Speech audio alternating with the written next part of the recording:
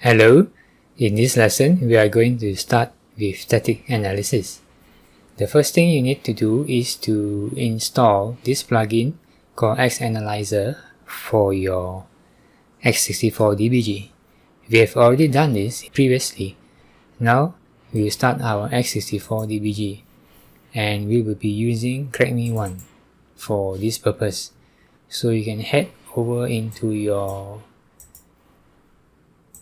crackme1 over here, and if you have not downloaded a copy, or if you have already deleted it, you can re-download your crackme1 from this link here from my website. So crackme1, when it runs, shows this screen. You're supposed to crack the serial key number. So now we are going to analyze this with x64dbg. So we now open crackme1 with x64dbg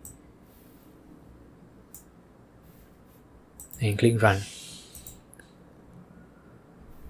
The settings options are as follows.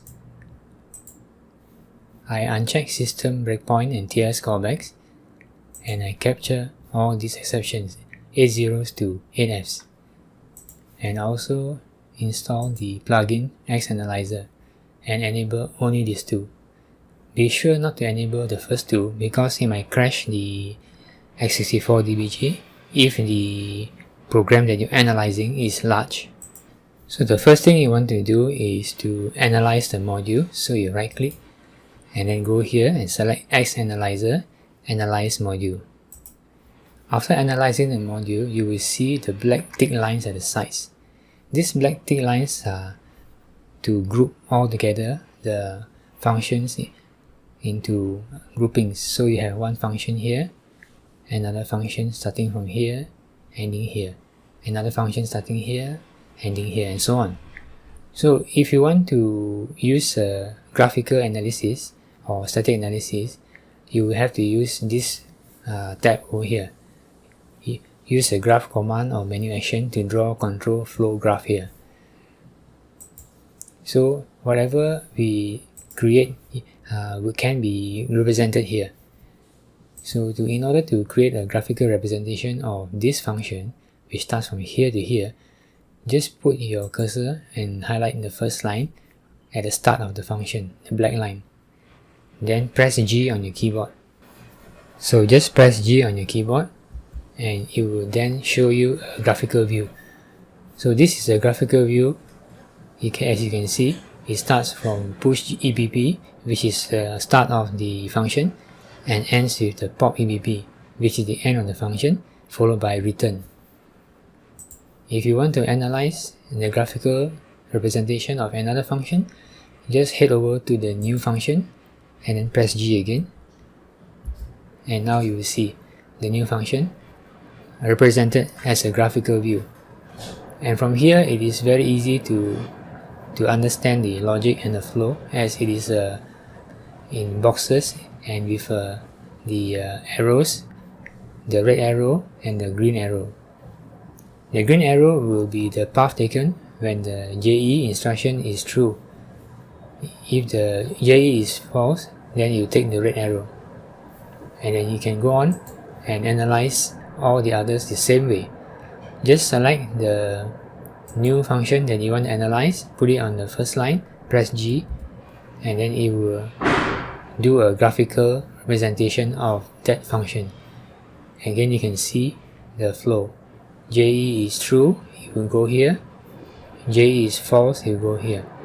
You can also see the address that is jumping to. For example, JE is true, it will go to 401.454. It will go to 401.454. Okay, so now for this program, if we were to run it,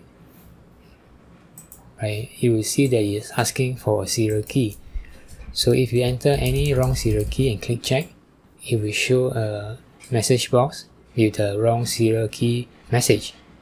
Now, as we have learned before in the early lesson, one of the ways to crack this software is to trace the string that is being shown here. So now we can search for this string. Wrong serial key, try again. So right click and search for this string in a code section, right click and then go to search for current module string references, and then we are looking for this string wrong serial key, so you can search it down here, wrong, and you will find that is the result, wrong serial key. We can now select this, right click and follow in disassembler, and now we land in the correct location where the message box is being created over here. And then if you want to know the start of this function, just follow the thick black line at the side. If you don't see the thick black line at the side, right click, repeat this command, xanalyzer, analyze module, and you should see this thick black line. If you want to see the function analysis, you can right click, go to xanalyzer and analyze the function. So in order to trace the start of this function, we look at the thick black line here and then scroll all the way up, follow the thick black line until we reach the top. Then we put our cursor and select this line and press G. So now you analyze the whole function that we have selected. And from here you can trace the bad message by looking for it. You can actually go to here and you can see down here the bad message is showing here and the good message is showing here. And from here we can look up to analyze what is the code, which line decides whether to show the bad or the good message. And we can see this instruction here, jump not equal. So if jump not equal is true, that means you will follow the green line. If jump not equal is false, it will follow the red line. We can also confirm by looking at the address. Jump not equal is true, it will go to 401154, which is here.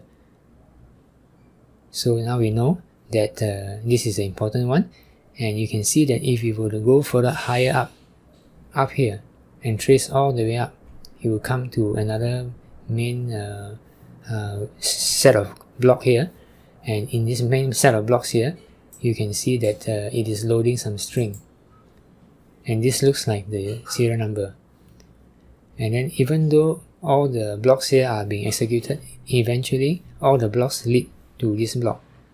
So no matter whatever condition, jump not equal or jump equal is true or false, it will eventually end up here.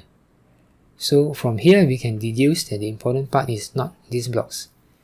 The important part are not these blocks because all of them eventually lead to the same point here where it is deciding left or right. So what decides then will be this block, not all this. So the main block is here. So just by doing a graphical static analysis like this, looking at the flow and all that, we can already deduce so easily that this is the important block to look out for. Yes. So now in order to fish for the serial key, you just have to go and look and copy this string, crackinglessons.com. So we can right click on this, follow in this assembler, then it will be taken right over here. Yes. Now we are here, we can double click and copy this serial key. Right click, copy, and then cancel, because you don't want to change the comment, so you cancel. And now you can run again. Click OK first to dismiss the message box, and then now you paste the serial key in here, click check, and it's correct. So you can see how easy it is to understand the logic of the flow control just by doing an analysis on the graph representation. So that is the usefulness of a graphical tool, and the method we are using here is a combination of debugging and static analysis. So thank you very much for watching. I'll see you in the next one.